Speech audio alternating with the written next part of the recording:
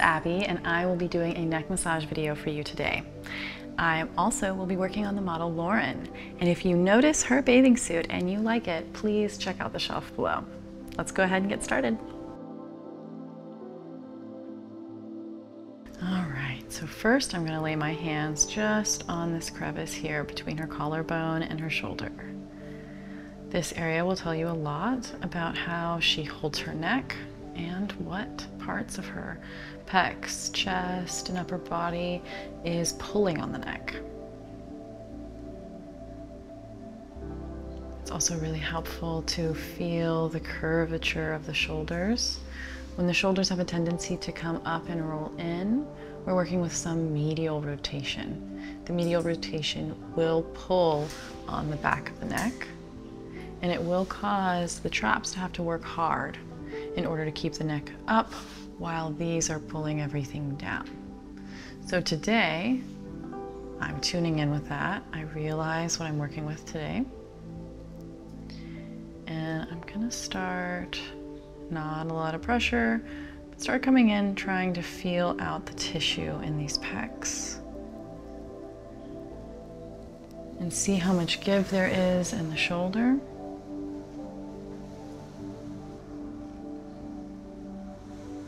Anterior deltoid is a little bit tight. Makes me feel like the pec minor and its attachment to the front of the shoulder. And this area over here might be tight as well.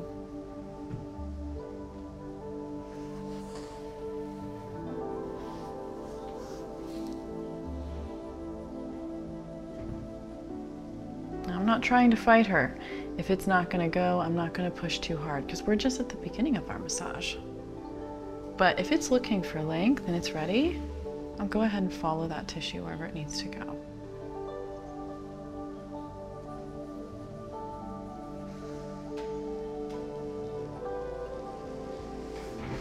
All right, so as I integrate what we've just opened up on the right shoulder, I'm gonna start palpating this left scalene over here. A lot of the times we cross the center line. So the left scalene and the left side of the neck is going to be directly related to the positioning of this right shoulder, what's going on here. So I'm actually pushing up and into the top of her trap, right on the left side of her cervical spine. And as I provide consistent pressure, I'm directing that fascia into length, trying to get this shoulder to come down a little bit. Lengthen out the pec minor. Possibly even open up the bicep a bit. And get the medial rotation out of the right shoulder, reasonably speaking.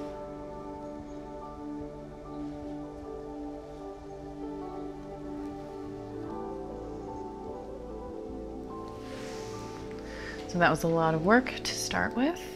I'm gonna go ahead, take a little break, and do some traction and effleurage up the back of the neck. I'm just using both of my hands as like a straight lined hold on the back of the neck, pressing with the fingers, and then dragging that pressure up the spine. This is a really nice feeling. It can be drawn out. Don't tug too hard at the end. It's going to be a balance between the pressure you push into the tissue and the tug. You don't want one more than the other. And now I'm tuning into the scalenes. So I once again have that upper trap, and it's really like the levator on the left side. I'm pushing my fingers into that left side to kind of pin it down.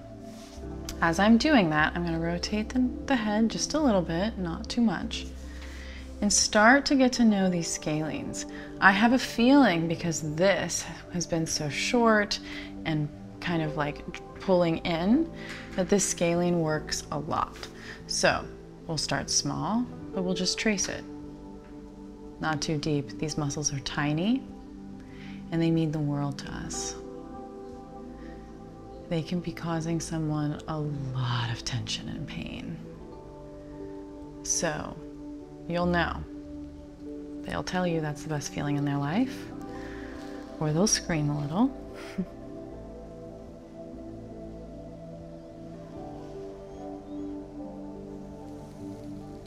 And now I've got the trap and the erectors on the right side of the neck, and I'm using my fingers to push that tissue, pin it down the same way, and continue to try and organize this shoulder. Try and get some length into these scalenes and to work up the tension in the traps.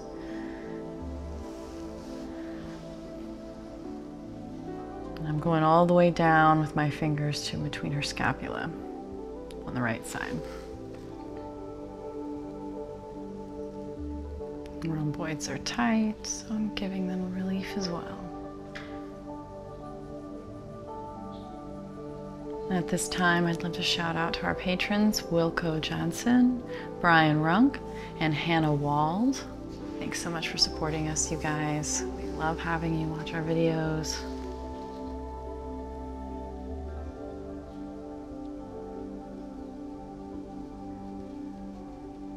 All right, so I'm gonna try and get back to that scalene.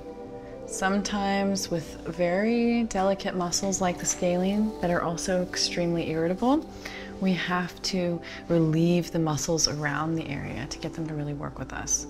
So I went in there and then the trap and the rhomboid started to tense up. So we're coming back in now. We're gonna say, hey scalene, what's up? Trace it. Give her as much relief as possible. These guys tend to bother us, even if you're not exactly aware of them. We can confuse a lot of trap pain or shoulder pain with actually tension and pressure that's being put on these little muscles.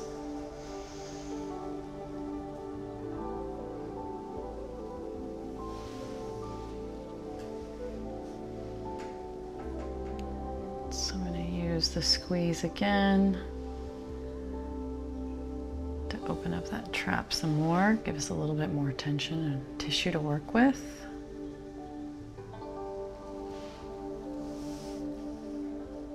And I'm pinning the top of that erector and trap insertion while I'm pulling the occipital ridge here on the right side.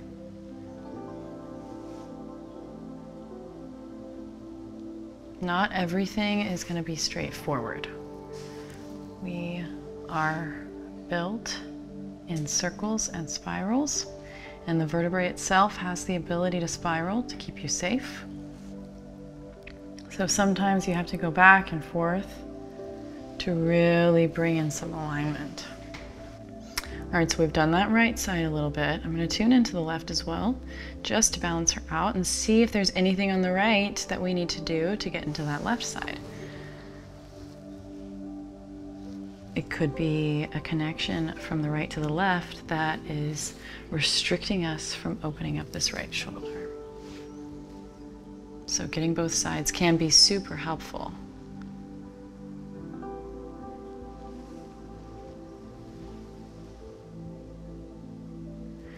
And you know, as we're doing this session, I'm constantly taking in information. I notice that Lauren has an easier time rotating her head to the left and a harder time rotating it to the right. It makes sense. We went straight for the right shoulder, but I'm gonna keep that information and think of it in the future. It may come up several more times. It might be tied to an issue somewhere else in her body.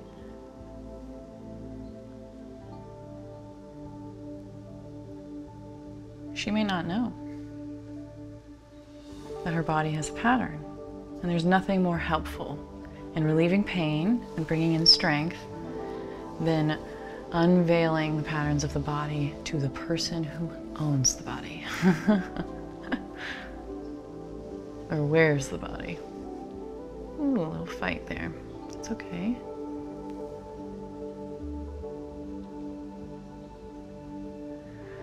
So I felt a little bit of resistance on this left side. So instead of continually trying to like push against her, pushing against me, I went the opposite direction. She didn't want me to pull them apart. Didn't feel safe. So I went ahead and I pushed them together so that her brain knows, A, I'm here for you, and B, it gives it a chance to say, do you think bringing these areas closer together is going to help you? And your brain will know if that's what it needs or not. There we go. There it is. So it really is resting right in here in this right side of her neck, near the vagal nerve, up into the occipital ridge. Super common. I happen to know that Lauren is a student, which means lots of writing and computers. And for all of you guys out there who are writing and using computers all the time and definitely studying, oh, this area where the vagal nerve is and these scalenes, this is your area. This is a really good technique to help you get through studying and the body mechanics of studying.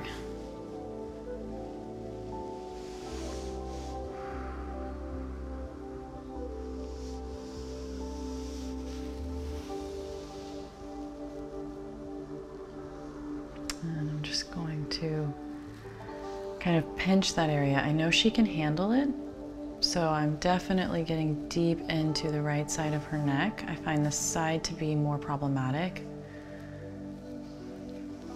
holding a lot of tension for her and the source of a lot of other tension in her body. So I'm pushing my middle finger into that right occipital or occiput, and also massaging the left scalenes at the same time.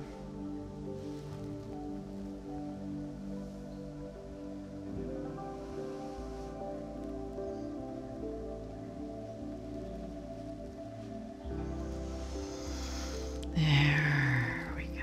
That's the type of rotation we like for the right side. It has been assisted, you know, I supported her in it, but it's much more smooth, more mobility to that right side.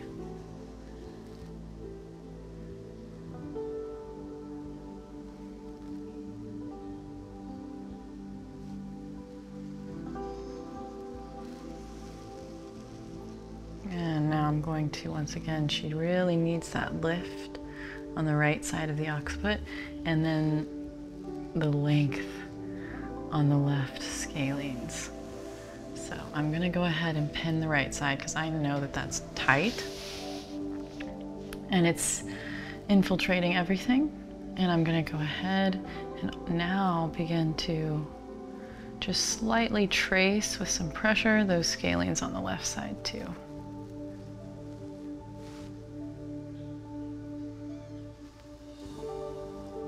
Super tense over here. Not the same consistency as the right, but that's normal.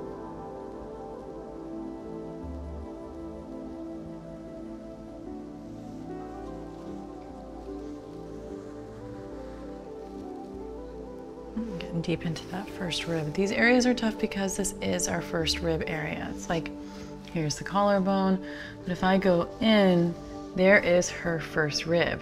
And there's not a lot of space in that area. And then on top of that, we, with our jobs and our just typical positions in our society, tend to shorten and, you know, make this area very small and compressed as well. So the first rib doesn't have a nice big chance of being in its position or comfortable position. It's usually crammed in there, and it causes a lot of tension in the top of the shoulders, up into the neck, and definitely puts pressure on that vagal nerve.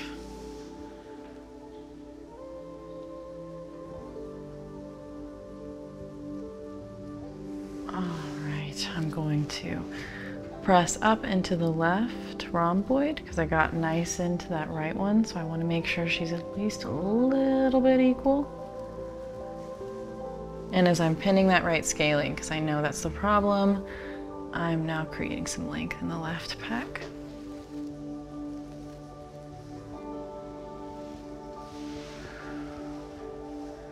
Okay, I'm gonna rotate back and forth, palpate the scalenes a little more.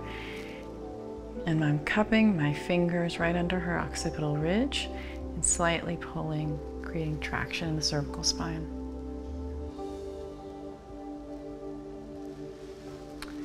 All right, and with that, our massage is concluded. Thanks for joining me in that video, you guys. I hope you liked it. If you would like to see more, go ahead and check out our Patreon. Otherwise, if you did love the bathing suit, like I think you did, go ahead and check out the shelf below. I'll see you next time.